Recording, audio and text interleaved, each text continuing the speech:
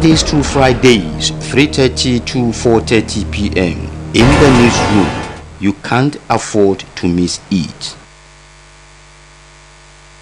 Out there, and welcome to Wednesday's edition of In the Newsroom. My name is Osbc, and I will be having the guests in the studio, and we will be discussing three serious issues as far as the country is concerned. And this has affected the outgoing government and the incoming, and as far as the National Assembly is concerned. Before I introduce the guests in the studio, let me quickly run through the topics.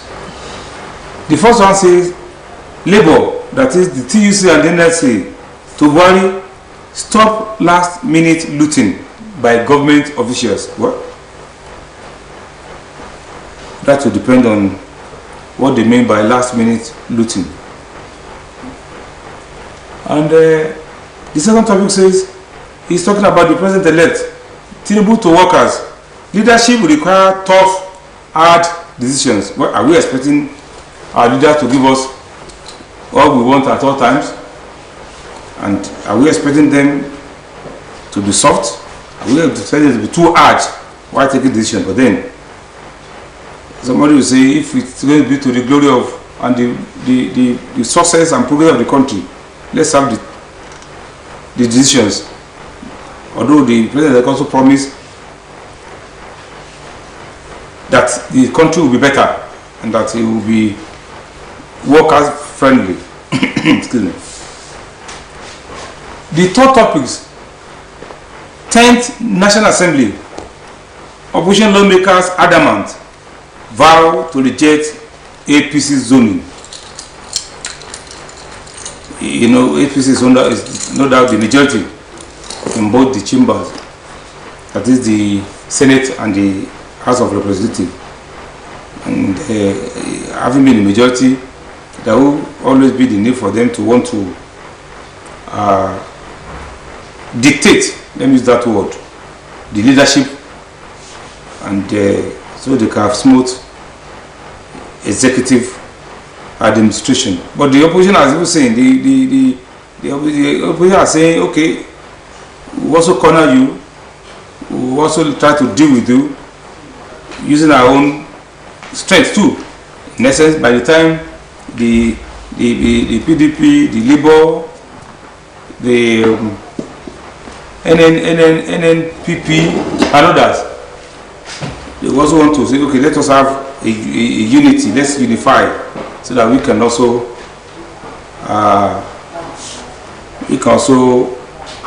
checkmate the majority of the All Progressive Congress. Once again, my name is Osbc, and I have in the studio already Adiwaladu. Good afternoon. Thank you. Good afternoon. It's nice having you on the set today. Thank you. It's nice being here. I also have in-house a boss. Akenoladu. Thanks for having me. Good afternoon. Good afternoon. Yes, I'm aware our relatives will join us. Adiwaladu, I'm starting from you. This allegation, Labour to the president, stop last-minute looting by government officials. Well, thank you for having me here. I'm glad to be here. I would like to say an opinion, that is my opinion, that this has become it has become a traditional thing at the end of any administration for officials, that is whoever they are that are involved and that are in the administration, to engage in looting. It has been reported many times. It's an allegation. And it's an allegation, yes. But it's become a tradition that at the end of every administration you see this kind of thing going on. Whether it was true or not, whether it was allegation or not. We heard what was said at the end of last administration in Osun, and we have heard them say about what happened in other states all around the country, but in the federal. And I personally remember hearing in a gathering and conversation where some people were talking who were in power at that time, talking about the unfinished budget of one administration, that the amount, that is the 67 implemented, the 33 left, that they will do something about it. It has become a tradition. It's not something I can prove.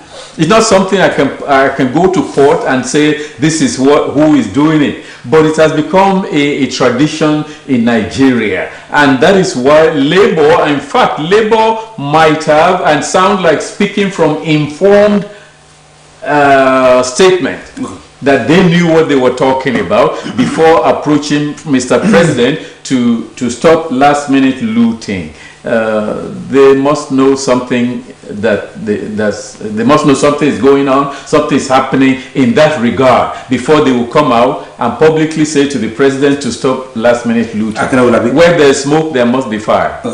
As a Nigerian, we recall that when Jonathan government was running down 2015, I recollect that the then administration of the APC, when they were coming in, I remember the now Minister of Information, Lai Mohammed, came out to allege that last-minute looting was going on. As a Nigerian, and I don't just say it's become a tradition.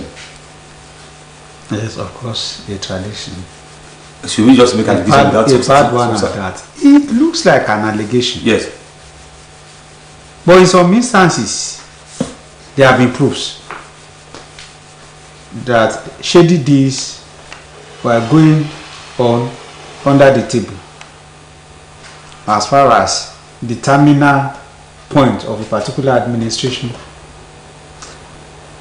was concerned. You had cited the case of Jonathan and what Lai Mohammed said then. A fantastic spokesperson as far as opposition party is concerned. That you can say that of him as a spokesperson of the government. Okay, and we knew what happened as far as the 2.so billions of dollars this and that were concerned.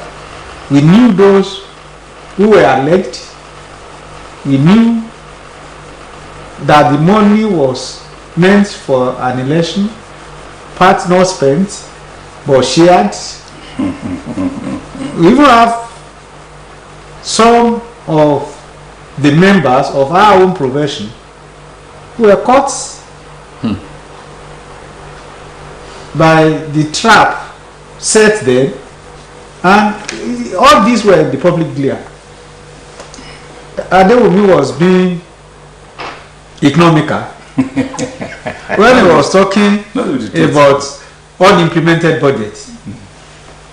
Thank God for the coming of Yaradua. We wouldn't have known that there was anything like that. Billions of billions of naira that will be shared at the end of an annual budget. That is not at the end of a particular government or an administration. And that went on for a very long time. Of course, before Labour is crying now, talking about the need to curb looting, last-minute looting, there have been series of allegations, some proven, some not proven, that there were lootings. Okay. As far as happenings at the federal level is concerned, we knew what happened at the National Assembly. We knew what happened as far as the Niger Delta Development Commission was concerned. We knew the series of allegations, messy, extremely messy, muddy, yet swept under the carpet. So many. So if this one is coming, well, It's part of our tradition. It's in our DNA. And that allegation, I still call it allegation because up to now, yet to be substantiated by the labor. Of course. We still, at least this particular one. The allegation. To a government, outgoing government whose pedigree was based on arresting corruption. And this allegation from... Yeah. Did you read this morning an article that EFCC, or was it DSS, but EFCC, yes, returned a file to the Attorney General, Malami, about a week ago, and he said, the article said, 2 days later, the Attorney General of the Federation closed that case against somebody who was involved, who was connected to Dasuki. You remember Dasuki, the NSA? That case was dropped 2 days after receiving that file, according to the article, the allegation in that article. So now, what will make the Attorney General, if it is true, if it's substantiated, what will make the Attorney General just cancel a case, just not even a celebrated case, a celebrated case at that matter, 1.18 billion naira.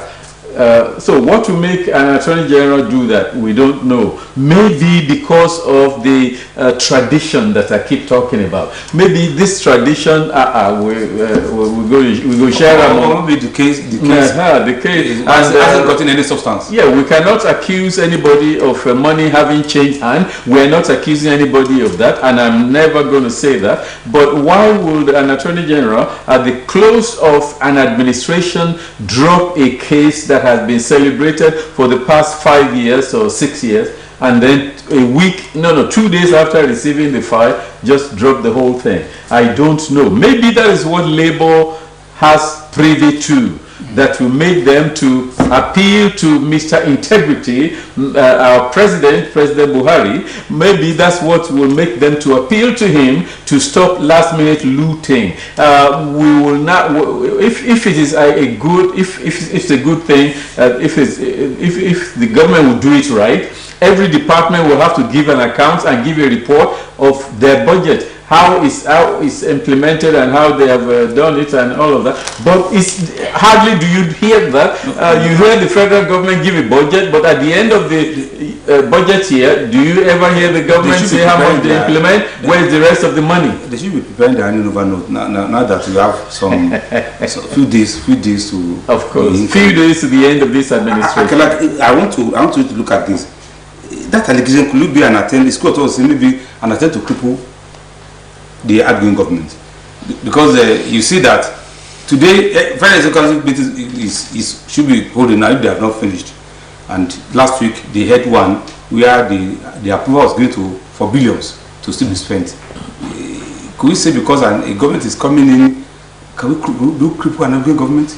Only because of the approval, that's why the NS is using that kind of... Let me say this, I'm happy for one thing. The APC is taking over from APC. So you cannot say the incoming APC government want to cripple the incumbent APC government. Maybe because of the approval of the fact. I'm coming. I'm just laying that premise. What happened in Osun that Adewale made mention to earlier was between APC and PDP.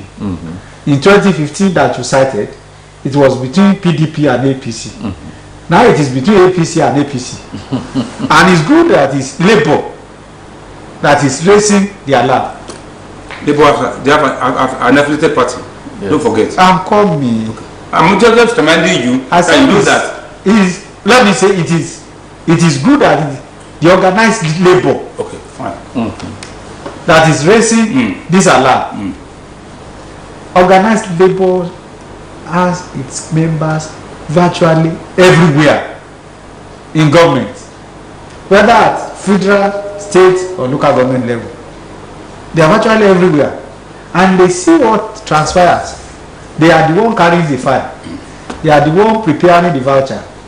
They are the one taking the check to bank.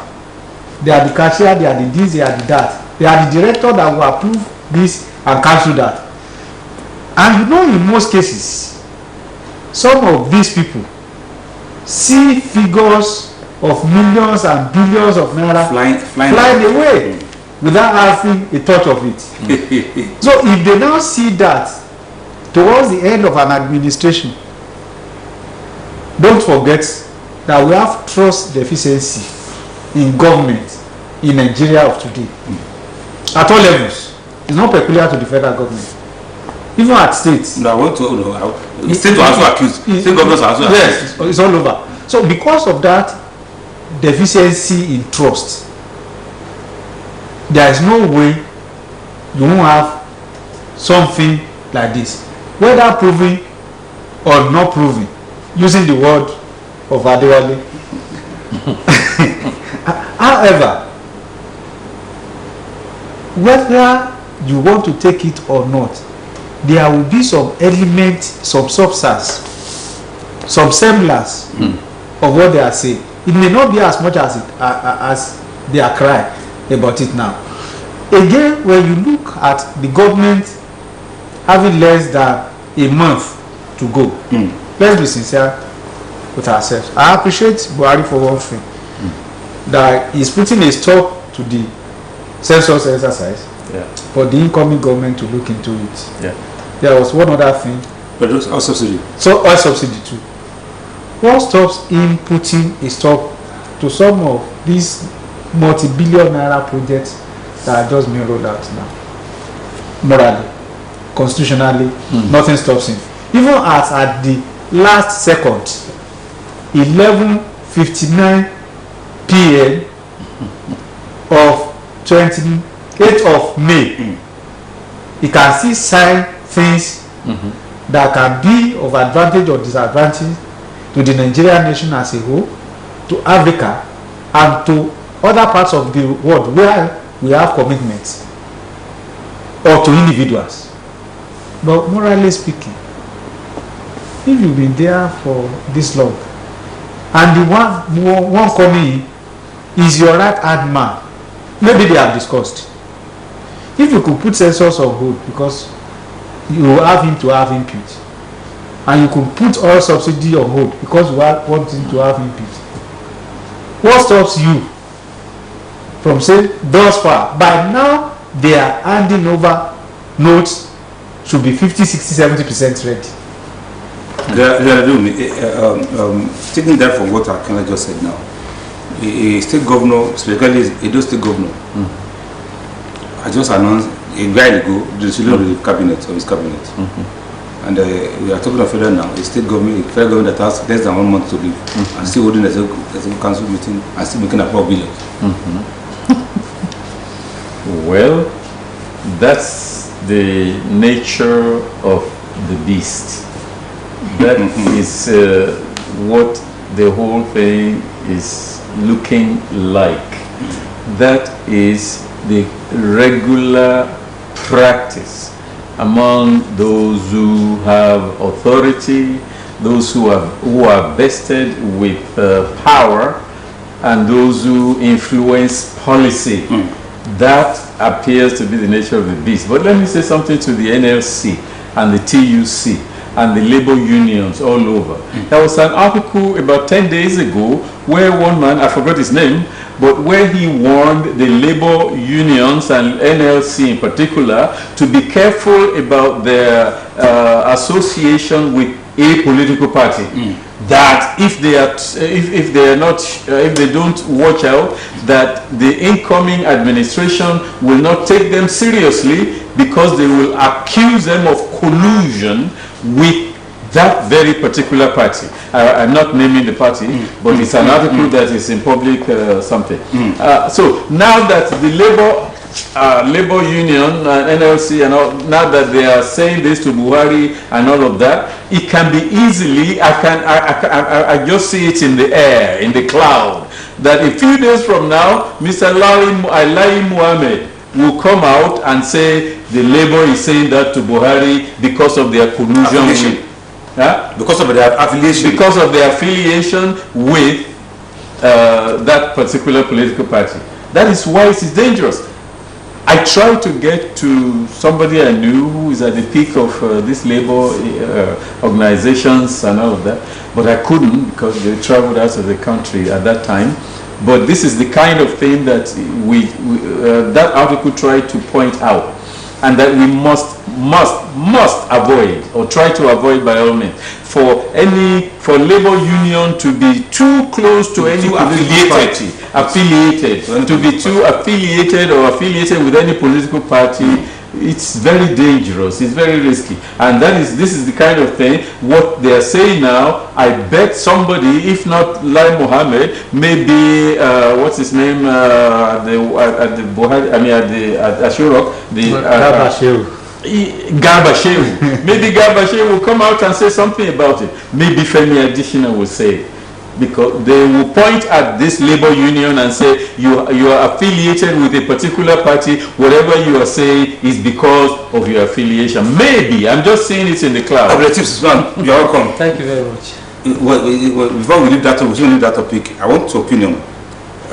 Taking it from what Adewa just said now, that the labor union has come out to ask President Buhari to stop last minute looting, and I don't just raise the point that if you see a president candidate of that political party of which Labour has got itself affiliated with, he seems to be too prominent. He was so prominent at the May Day rally, and the Labour now saying part of their speech is stop last minute looting.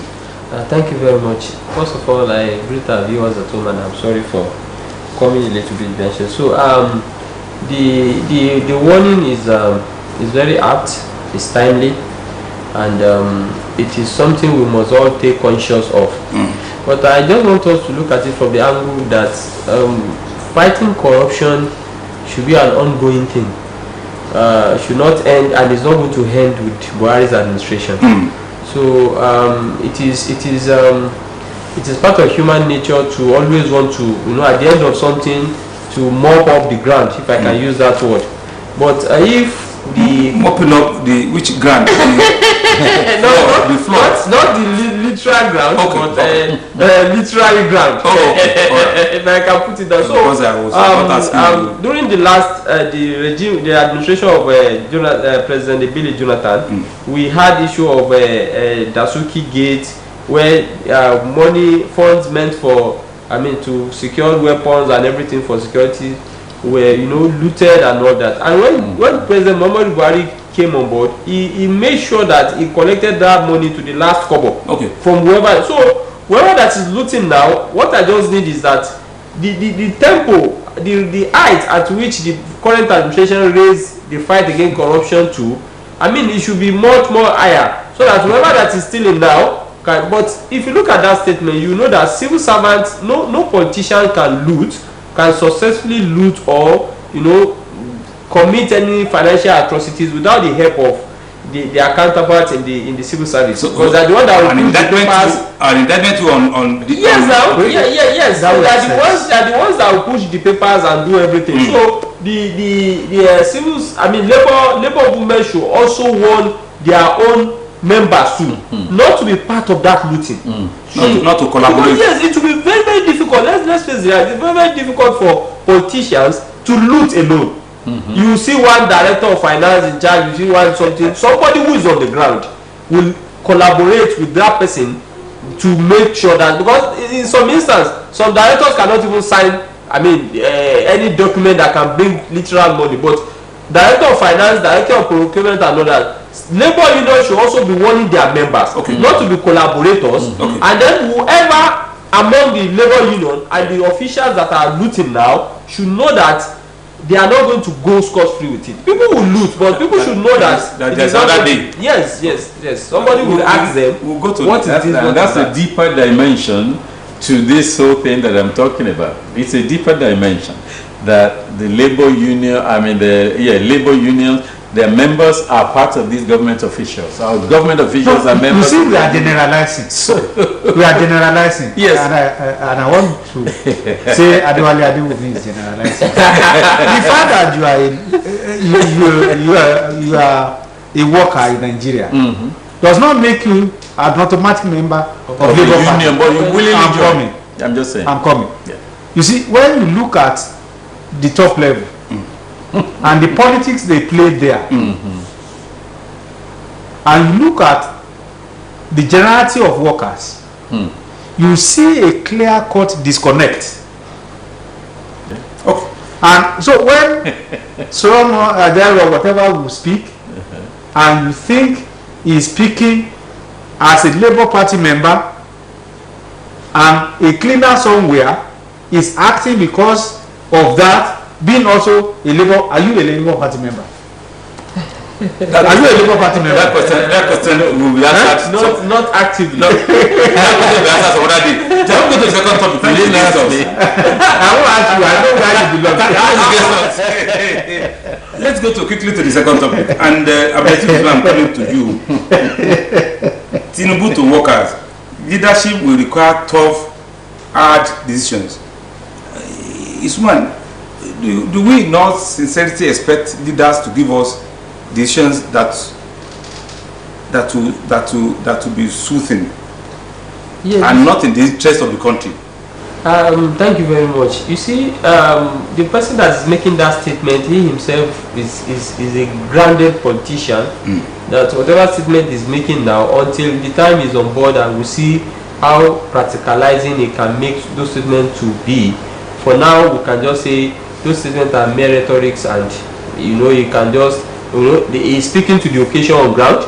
Yesterday, Monday was the workers there, and everybody wants to speak to the gallery. And but let me just tell you that that he said is really contained. Is renewed hope agenda for better Nigeria. That's what I'm saying. That's what I'm saying. You see at the level of yes. You see, some of these rhetorics, some of these rhetorics sound so nice and so good on paper.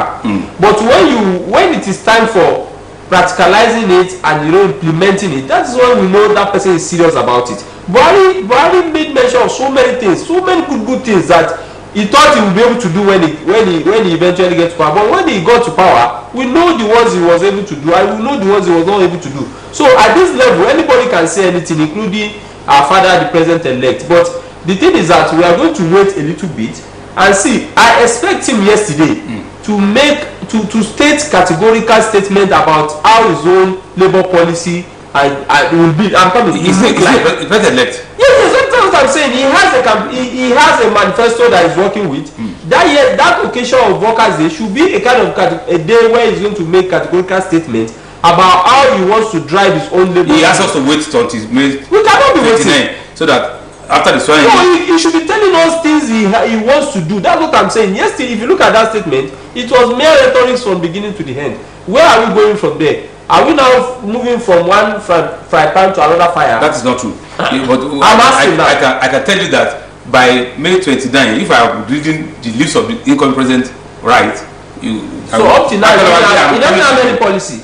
One of the top decisions the incoming president may likely take, reading the slips correctly, has to do with the more subsidy and a bit of checking up taxes.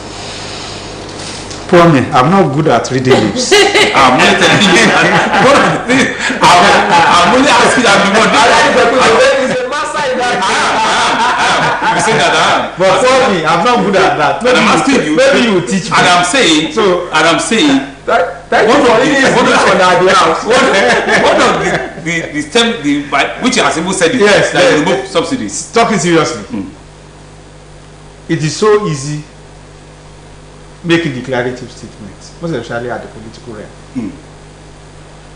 The Yorubas will tell you that it's so easy preparing vegetable soup by word of mouth, just by a fling of the fingers you can cut off an iroko tree.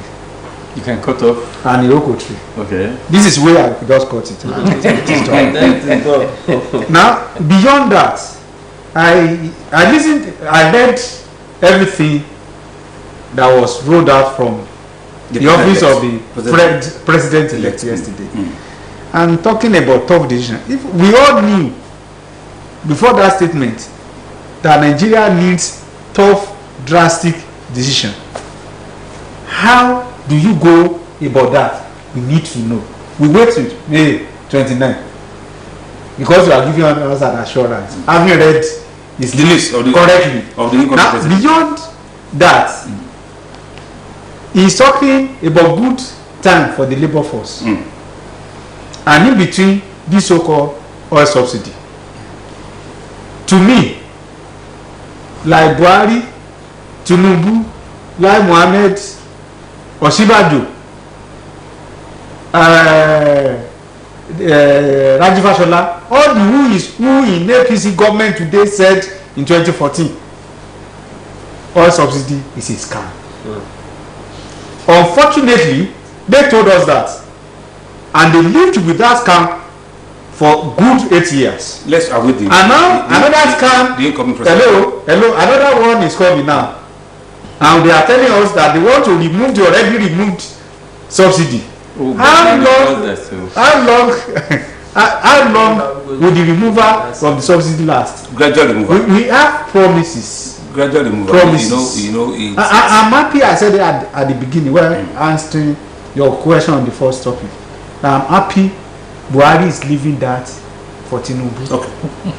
If Buhari is doing it now, the blame will not be on the doorstep of the president-elect when he takes over. Let him come. God will help him. He must succeed because it is in his success that Nigeria can get better. Yes. I'm not a politician. And workers can have peace. Let's see how you go about the subsidy. And what becomes of you who reads the lip, yes, and those of us who are not reading the lips. Will be alive. We all be alive. And you will see that I must have succeeded in reading the lips correctly. Okay. And I'm coming to you. He spoke of the reforms in the public service. And let me still read the lips again. Perhaps the president will be talking of Orosan report. Corruption. Orosan, Stephen Orosan report.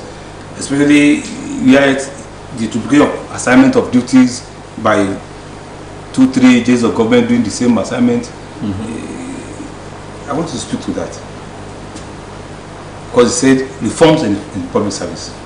And we have this report that has, one way or the other, seems to be receiving some, I don't want to touch it from, sorry. Well, I think about just the gym, inherited by Jonathan and inherited by Buhari administration, and there seems to not be implementation. If we were a panel, a legal panel, judicial panel, judicial panel listening to or taking a case, I personally will recuse myself because I have never worked in the Nigerian civil service system. So I don't know the practices. I'm just from the outside looking in. I don't understand the system. And you can't read our lips. So what? And you can't read our lips. So I cannot give an informed opinion about Nigerian civil service or about this thing because I've never been inside it. Never. So I don't know. I just see from a distance and from outside looking in, like I said. For Mr. Incoming President, for President-elect, to have said that, I am we're all wordsmith here. We deal in words, okay? I make a living with words. I look at what he said. He said, leadership will require tough, hard decisions. Could he be telling us that he would take some hard decisions that people would not like? It will be tough. It will be hard. It may be subsidy. By the way, it was announced about a week ago that they backed away from removing subsidy. They backed away from it when Labour stepped in and said they must increase minimum wage to 100,000 naira. So immediately the next day I heard or read about them saying that they will not remove subsidy.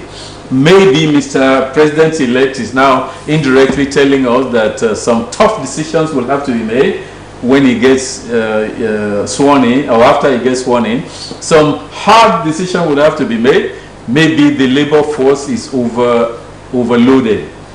Maybe he may have to reduce the labor force. Maybe that's part of the hard decisions that he is indirectly telling us.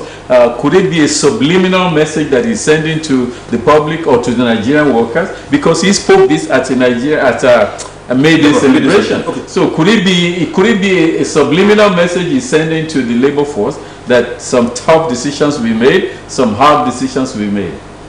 Well, time is against us. We'll go to the third topic, and I'm coming to you. 10th National Assembly, Opposition Lawmakers adamant. Opposition Lawmakers adamant. You know, we all are aware the Senate and the House of Rep. We know the APC, the ruling party has, but as they are planning on their zoning, the opposition too. I'm talking of PDP, Labour, NNPP, and SDP. They are also planning that.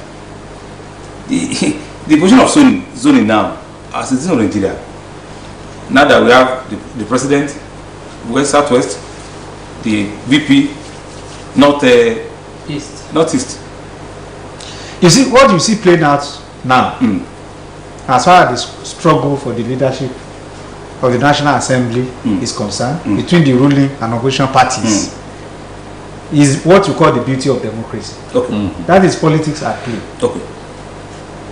It is not given that the ruling party must single-handedly decide who the leadership of the National Assembly will be. No, it is not stated. The party with the majority.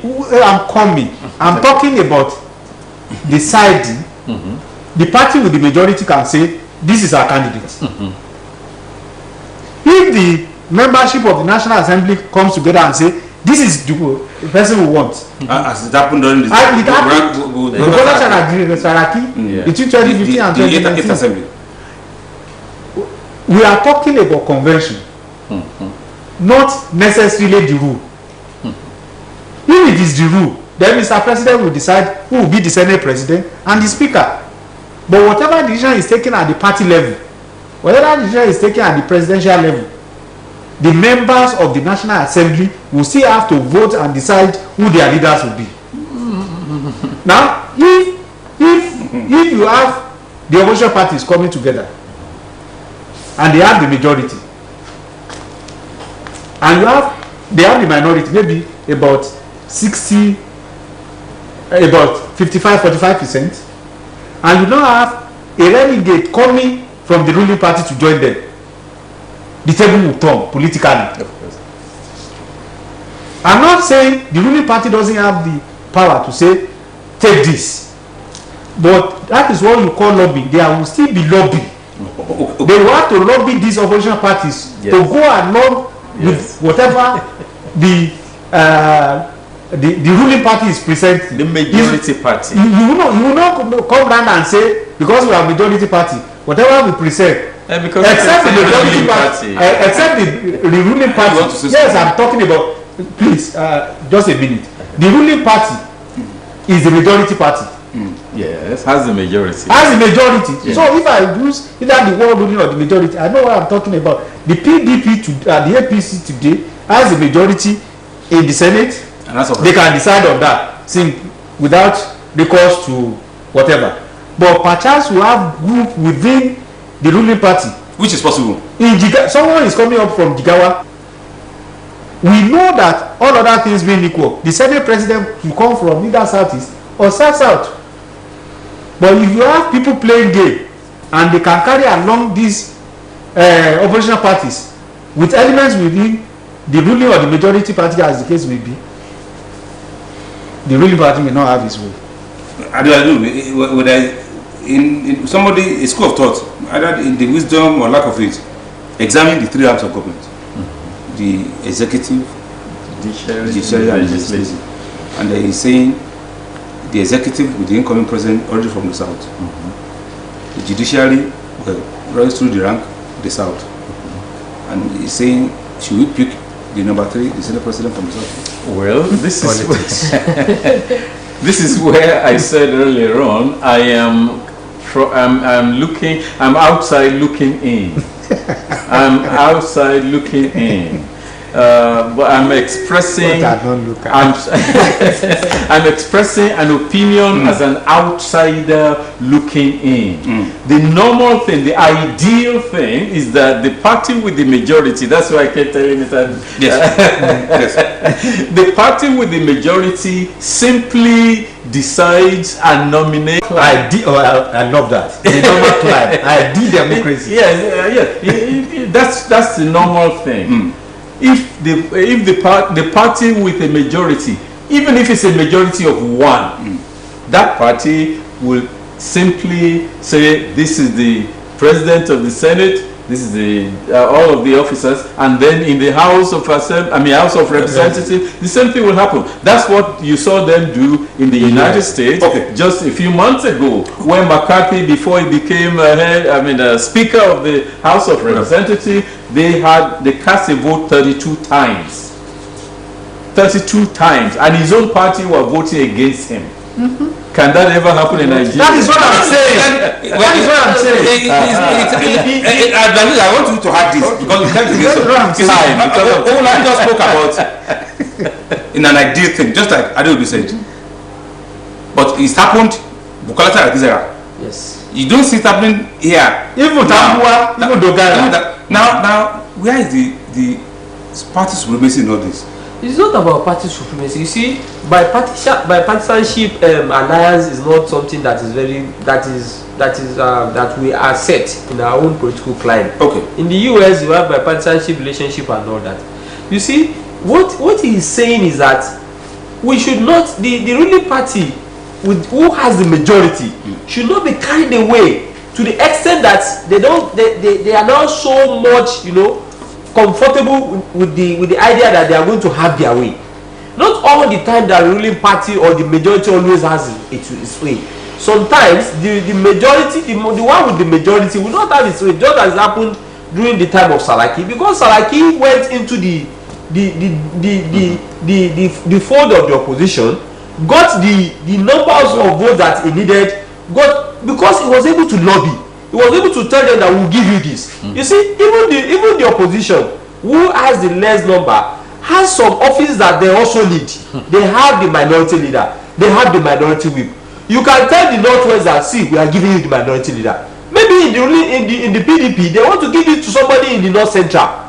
So with that, you penetrate them, you get more numbers to your side, so that you'll be able to. So all this lobbying of a thing, a ruling party should not at any time be so comfortable with that idea of I have the majority, because at times somebody can go into just like it happened in the US, because the Republicans has the majority, but a lot of Republicans who are left-wingers are not comfortable with McCarthy. They say, no, you are not going to be the speaker. So it is until they went and lobbied them and sat with them and so there should be bipartisanship, lobbying, alignment and discussions, even with the ruling party which has the majority. If that is not happening, we cannot rule out what happened during Saraki, during Tambwal, and in the House of Representatives we've always had this idea of them, going against the norm that we all know, electing their leaders the way they want. Okay. It happened almost 3 times now. If case not consecutively, consecutively, it will happen again. So the ruling party should be very conscious of that. That is against us. I want to thank my guests for being around. I'm blessed this month. Thank you very much. Thank you very much. Happy to be in the newsroom. Well, thank you very much. Always a joy to be here. Thank you. Until tomorrow when we hope to be back in the newsroom. My name is Salada Elani Peku. Good evening.